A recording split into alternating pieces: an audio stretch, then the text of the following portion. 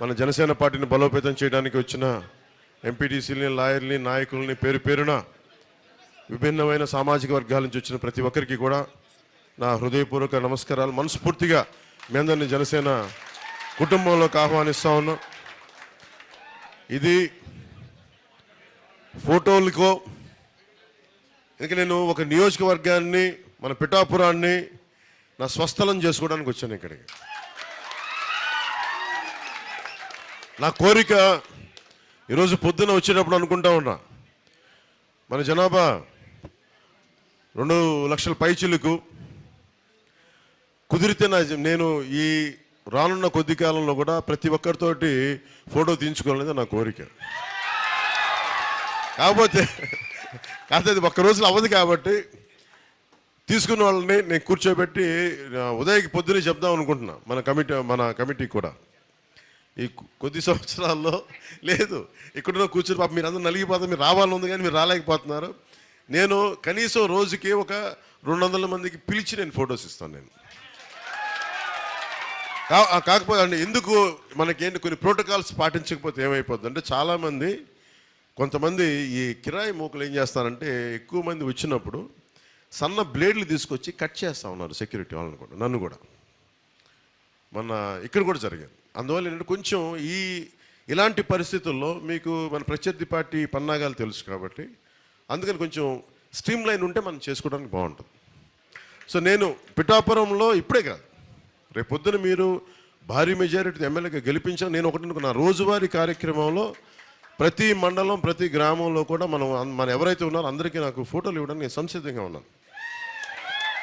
ఎందుకంటే ఇది ఏదో సడన్గా వచ్చి వెళ్ళిపోవడానికి కాదు, నేను మనస్ఫూర్తిగా చెప్తున్నాను. శ్రీపాద శ్రీవల్లభుడి సాక్షిగా, మన బంగారు పాపమ్మ దర్గా సాక్షిగా, ఆంధ్ర బాప్టిస్ట్ చర్చ్ సాక్షిగా చెప్తున్నా. నేను ఇక్కడ ఉండి ఇది మన స్వస్థలం చేసుకొని అందరికీ నా సాధ్యమైనంత మేరకు కొంచెం మన అందరం ఒక నియంత్రణ పాటిస్తే, నియమాలు పాటిస్తే అందరికీ అందుబాటులో ఉంటాను, చేస్తాను, పని చేస్తాను. సో నాకు కావాల్సిందల్లా నేను ఫస్ట్ టైం నేను మొన్న పార్టీలో మన సెంట్రల్ హాల్లో చెప్పాను, మన పార్టీ కేంద్ర కార్యాలయంలో. నేను ఎప్పుడు ఎవరిని అభ్యర్థించను. ఎందుకంటే నాకు అవసరం లేదు. ఎప్పుడు నేను అభ్యర్థించేది ఒక భగవంతుని అభ్యర్థిస్తాను. నాకు నిజంగా కష్టాలు ఉన్నప్పుడు తల్లో తండ్రి నాకు హెల్ప్ చేయని భగవంతుని కోరుకుంటాను, అంతే. చేయి చాచి అడుగుతాను భగవంతుని. మళ్ళీ అలాగే నేను ఈరోజు 2 సార్లు కోరుకున్నాను భగవంతుని. ఎప్పుడు భగవంతుని కూడా నా కోసం ఎప్పుడు కోరుకోను. వరుసగా నా సినిమాలు సరిగ్గా నచ్చట్లేదని చెప్పి ఎక్కడో తెలంగాణ మహబూబ్ నగర్ జిల్లా నుంచి ఒక్క అభిమాని వచ్చి అన్న, ఒక హిట్ అన్న, నీకు హిట్ లేదు, మేము చచ్చిపోతాం, రోడ్ల మీద తిరగలేకపోతున్నాం అన్న. అప్పుడు ఒక్కసారి కోరుకున్నా భగవంతుని, నా కోసం కాదు కానీ తండ్రి, నా అభిమానుల కోసం ఒక హిట్ ఇవ్వ, నేను చచ్చిపోతాను, వీళ్ళ ప్రేమను భరించలేకపోతున్నాను అనుకున్నాను. అలాగే భీమవరంలో ఓడిపోయిన తర్వాత మన వాళ్ళందరూ నలిగిపోతుందని అడిగాను, తండ్రి ఒక్కసారి ఆ గెలిపించే విజయం అంటే ఒకసారి చూపించాం, మా వాళ్ళు చంపేస్తాను నన్ను అనుకుంటే, ఆ అడిగినందుకు కోరికగా పిఠాపురం నన్ను పిలిచింది. పిఠాపురం అందుకే చెప్తాను, నేను రుణగ్రస్తుడిని. పిఠాపురానికి నేను రుణగ్రస్తుడిని. సో అందుకని నేను ఇక్కడ చెప్తున్నా, ఏదో ఒక గ్రామంలో ఇల్లు తీసుకుంటాను. ఏ గ్రామంలో 54 గ్రామాలు ఎక్కడ ఉండాలి, ఏ మండలంలో ఉండాలని ఎత్తుకుతున్నా.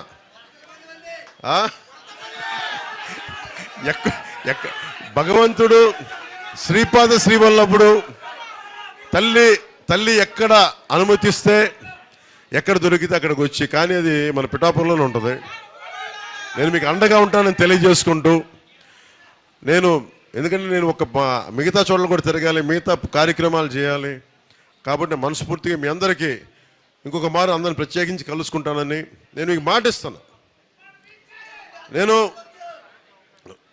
మన టీ టైం ఉదయ్, నాకు తంగెళ్ళ ఉదయ్ శ్రీనివాస్ కంటే కూడా టీ టైం ఉదయ్ ఒక 25,000 మందికి 2017లో ప్రారంభించి 4,000 సంస్థలు, 4,000 ఫ్రాంచైజీలు స్థాపించి, ఒక స్టార్ బక్స్ లాగా, ఒక బరిస్టా లాగా, కాఫీ డే లాగా 10 లక్షల ఖర్చుతోటి 4,000 మంది ఎంటర్ప్రెన్యూర్స్ని తయారు చేసి అందరూ మనకి డిగ్రీ చేసి మన ఇంజనీరింగ్ చేసి రకరకాల సుఖాల్లోకి వెళ్లకుండా కూర్చొని 2 సంవత్సరాలు 10 లక్షల ఒక మధ్యతరగతి కుటుంబం నుంచి వచ్చి 10 లక్షల రూపాయలు పెట్టుబడి పెట్టుకొని ఒక టీ పొడి తయారు చేసుకొని అది ఒక చిన్నపాటి షాప్ ఓపెన్ చేసి 2017లో స్టార్ట్ చేసినది 2000 ఇది వచ్చి ఇప్పుడు ఈ సంవత్సరానికి 2024కి 4000 అవుట్లెట్స్ పెట్టాడు. దాంట్లో 1100 మంది మహిళలకే ఇచ్చాడు ఎంటర్ప్రెన్యూర్స్గా. ఇది ఎందుకు చెప్తున్నానంటే ఇది మన నేల నుంచి వచ్చినాడు. ఎక్కడో విదేశాల నుంచి వచ్చి ఎన్నికల కోసం వచ్చి వెళ్ళిపోయాడు కాకుండా మన నేలలో ఉండి మన నేలకి ఉద్యోగాలు ఇచ్చి మన నేల నుంచి సంపద సృష్టించి ప్రతి అవుట్లెట్లో 4 నుంచి 6 మంది మనకు ఉపాధి అవకాశం కల్పించాడు ఉదయ్, మనకి టీ టైం ఉదయ్. ఆ ఉదయ్ని ఈ రోజున మనందరం కూడా నాతో పాటు ఉదయ్ని, టీ టైం ఉదయ్ గారిని, తంగెళ్ళ ఉదయ్ శ్రీనివాస్ గారిని మన కాకినాడ పార్లమెంట్ అభ్యర్థిగా గాజు గ్లాసు గుర్తు మీద, తెలుసు కదా గాజు గ్లాసు, పగిలే కొద్ది పదులే కొద్ది గాజు గ్లాసు, దానికి తోడు మన కూటమి, ఒకవైపు మధ్యలో నరేంద్ర మోడీ గారు, ఒకవైపు చంద్రబాబు నాయుడు గారు, ఇంకోవైపు జనసేన, మీ అందరూ ఇష్టపడే నేను, మన పొత్తు గెలుస్తుంది, మన పొత్తు ప్రభుత్వంలోకి రాబోతుంది. ఇందాక చాలామంది ఎంపీటీసీలు వస్తే ఒకటే మాట మాట్లాడారు, మేము ఈ ప్రభుత్వంలో పనిచేసాం, ఈ పార్టీకి పనిచేసాం, మాకు గుర్తింపు లేదు అంటే మీరు కష్టపడితే గుర్తింపు ఇచ్చే వ్యక్తిని నేను. దానికి కారకుడు ఒకటే చూడండి, ఉదయ్కి నేను ఒకటే చెప్పా, 2016లో నా దగ్గరికి వచ్చి నేను పని చేసుకుంటాను, పాపం 2016లో నేను పని చేస్తాను, వద్దు నువ్వు బాగా చదువుకో, బాగా సంపాదించుకో, నువ్వు ముందు నీ కాళ్ళ మీద నువ్వు నిలబడని చెప్పాను. ఆ రోజున నిలబడిన తర్వాత 19 ఎన్నికలకి తన స్నేహితుల్ని, తన కుటుంబ సభ్యులందరినీ కూర్చొని ఓటింగ్ చేయించాడు ఆ రోజున. ఆ రోజు 2019 నుంచి పని చేసుకుంటూ వెళ్ళాడు. అంటే నేను కష్టాన్ని గుర్తించేవాడని చెప్పడానికి, అందరినీ కలుపుకెళ్ళిపోయే వ్యక్తి. అలాగే తను ఒకటే చెప్పాను, ఎవరు పార్టీలోకి రావాలనుకున్నా అందరినీ మనస్ఫూర్తిగా ఆహ్వానించు. ఆ పరిస్థితిలో నీకు కూడా సీట్ లేకపోయినా సరైన సమర్థుడుంటే అతనికి ఎమ్మెల్యే, అతనికి స్థానాలు ఇచ్చి కావాలంటే వెనక్కి వెళ్ళంటే నేను మీరు ఇచ్చే సూచనలు శిరసా మనకి మనసా వాచ నేను పాటిస్తానని చెప్పి నిలబడితేనే ఈ రోజున తను కోరుకోకుండా ఈ రోజున కాకినాడ ఎంపీ పార్లమెంట్కి టీ టైం తంగెళ్ళ ఉదయ్ శ్రీనివాస్ గారిని నేను నిలబెడతా ఉన్నాను. ఈ రోజున నేను ఎందుకు పర్లేదు చప్పలు కొడుతురు కానీ మీరు నినాదాలు కావాలి కదా, మావాడికి శక్తి కావాలి కదా, మావాడికి మీ నినాదాలే కదా, మీ జయ ధ్వానాలే కదా శక్తి పార్టీకి. పిడికిలి బిగిస్తేనే కదా బలం. ఇలా లూజ్గా ఎందుకు మాట్లాడతాం, పిడికిలి బిగించి కొడితేనే కదా దెబ్బ తగిలేదు. సో నేను ఒకటే కోరుకుంటా ఉన్నాను, మా జనరల్ సెక్రటరీ సత్య గారు రండి, మీరు కూడా రండి. మీరు ఈరోజు ఉదయ్కి కొడుతున్న నినాదాలు నేను ఇదే కోరుకున్నా. భవిష్యత్తులో పవన్ కళ్యాణ్ ఒక్కడి నాయకుడు కాదు, 25 సంవత్సరాలు నేను కూడా నాయకుడిని చేస్తాను. 25 సంవత్సరాలు నా తరం అయిపోయిన తర్వాత కొత్త నాయకులు రావాలని ఇప్పటి నుంచే తయారు చేసుకోవాలి. ఒక 25 సంవత్సరాల చెట్టు పంట ఇస్తుంది, అక్కడ ఉన్న కొబ్బరి చెట్టు కొబ్బరి బొండాలు ఇస్తుంటే ఎప్పుడో ఒక 12-15 సంవత్సరాల క్రితం వేసే తప్ప ఈరోజు చేతికి పంట రాదు. అలాగే ఈ రోజున నాయకులు నిలబెడితేనే తప్ప రేపు పొద్దున మనకి నిలబడే నాయకులు రారు.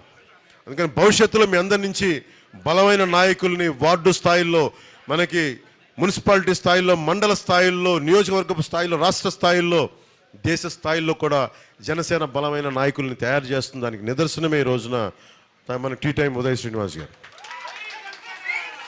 అలాగే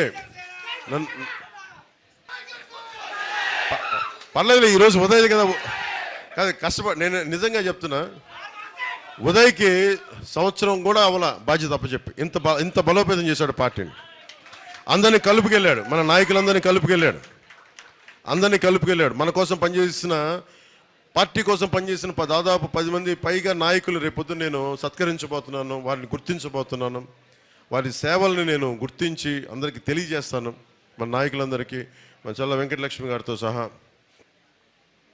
ప్రతి ఒక్కరికి నా హృదయపూర్వక ధన్యవాదాలు.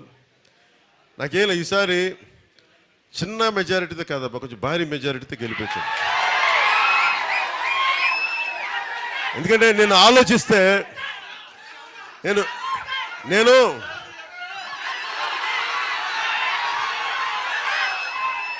కొంతమంది ఈ రోజున పొద్దున్న అలాగే విను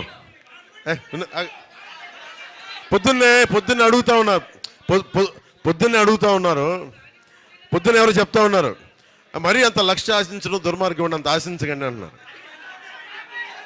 మీరు అంటే నేను కోరుకుంటుంది ఏంటంటే, అంతేనంట,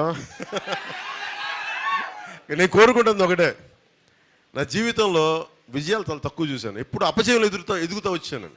సినిమాలు ఫ్లాప్ అవుతుంటే హీరోయిన్ అయ్యాను నేను. అందుకే హరీష్ శంకర్ ఉస్తాద్ భగత్ సింగ్ ఒకటే అడిగాడు, మీరు ఎప్పుడు గెలుపులో ఎదగడం కంటే కూడా మీరు ఓడిపోయే కొద్దీ ఎదుగుతారు మీరు. అలాగే మా గ్లాసు నేను అడిగా, ఎందుకే అలాంటి డైలాగులు రాయనంటే, మీకు తెలియదు సార్, మాకు బాధలు మాకున్నాయి, నన్ను చంపేస్తారు మా అభిమానులు అందరూ, మా వాళ్ళంతా. ఒకటే చెప్పాడు, పగిలే కొద్దీ పదునే కొద్ది. అలాగా ఎగ్జాక్ట్లీ అదే చెప్పాలనుకుంటా. వైసీపీకి ఏంటి అలవాటు చేసుకుందాం. ఫస్ట్ చెప్పండి, వైసీపీ ఏంటి, వైసీపీ ఏంటి, వైసీపీ ఏంటి, జనసేన ఏంటి. జై జనసేన, జై హింద్.